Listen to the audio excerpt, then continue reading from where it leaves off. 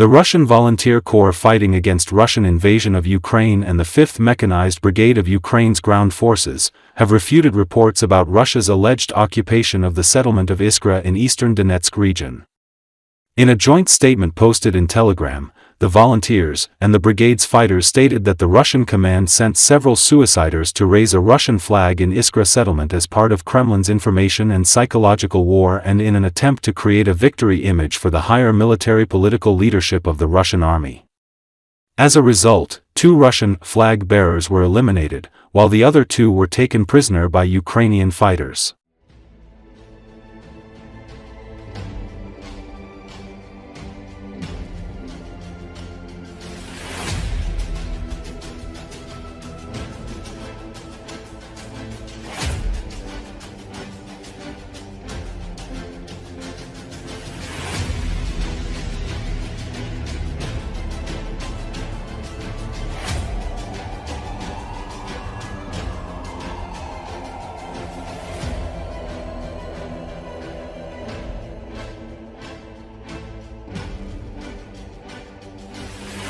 Называемом взятии населенного пункта Искра, он же Андреевка-Клевцово в Донецкой области, что является дезинформацией. Населенный пункт полностью под контролем сил обороны Украины.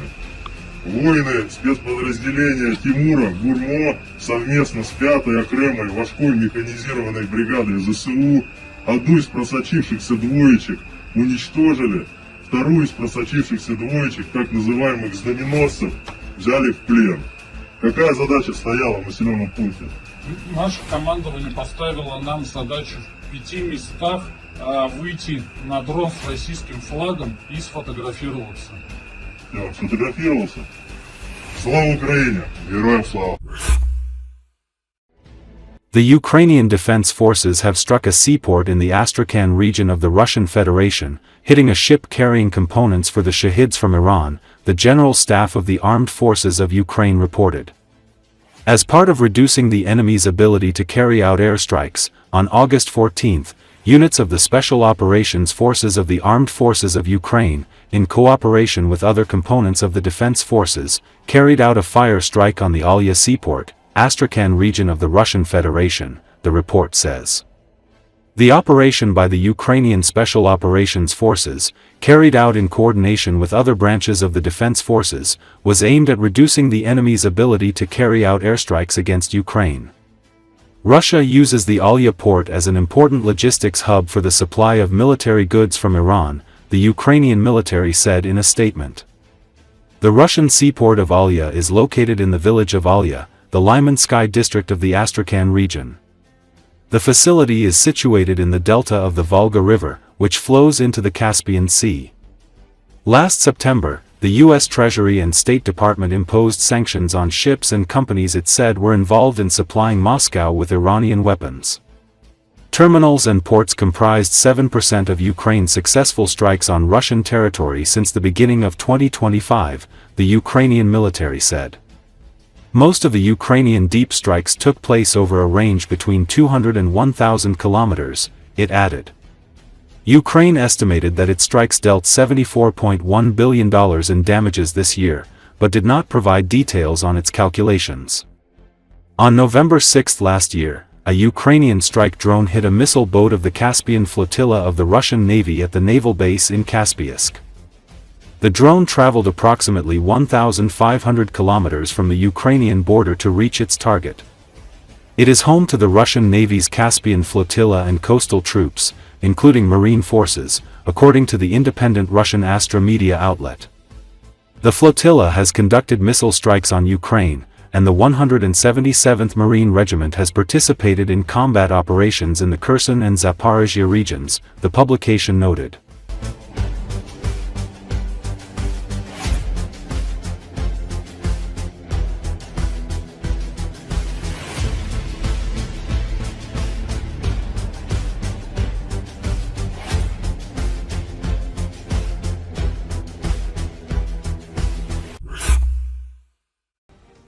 Recently, Russian forces conducted a massive push to cut off Ukrainian supply lines to Pokrovsk and starve out the defenders. However, Russians quickly got stuck in fortifications that guard the back of the Ukrainian defense line, with intense close-quarters battles breaking out, Euromaidan press media outlets said. In the latest adjustment of their summer offensive, Russian forces are now concentrating their efforts on encircling Pokrovsk from the east. Despite being initially promising, the failed encirclement efforts from the west and unsuccessful infiltration attempts from the south were both successfully pushed back by Ukrainian defenders. Ukrainians improved their tactical standing, stalling further enemy momentum, which changed Russia's strategy toward targeting logistics on the western flank. However, the same cannot be said for the eastern flank. After making headway there, Russian forces rapidly shifted their focus to this sector, capitalizing on their momentum to push deeper and reach the strategically vital settlement of Rodinsk. Euromaidan press says their objective is now clear: cut supply lines, threaten Pokrovsk and Mirnohrad from behind, and force the Ukrainian defense into a semi-encircled position. Rodinsk has emerged as a focal point in Russia's operational plan due to its position directly behind Pokrovsk and Mirnohrad, which allows it to serve as a logistical and tactical keystone for both towns. Capturing it would open a dangerous axis of advance from the rear, collapsing supply routes and placing additional pressure on Ukrainian units holding the line. For now, however, the main Russian effort remains squarely focused on breaking Ukrainian resistance in Rodinsk. The fierce battle for the settlement has already begun, with high-intensity engagements playing out on its eastern approaches. Overall, Pokrovsk remains the hottest section of the front line and the focal point of Russia's summer campaign. The Russians are determined to establish a foothold in the paved neighborhoods before the fall rains make any approach on soft ground impossible, and their pivot to the east has already yielded dangerous momentum. Yet this shift is now being met with fierce Ukrainian resistance centered on Rodinsk, quickly growing to be of extreme importance. Euromaidan press says its defense is about protecting the entire Pokrovsk-Mirnohrad sector from collapse, as if Rodinsk falls, the door to encirclement opens. For now, however, Ukrainian forces are holding, fighting from house to house and striking back with every tool available. The battle is far from over, but the outcome in Rodinsk may well decide the fate of Pokrovsk.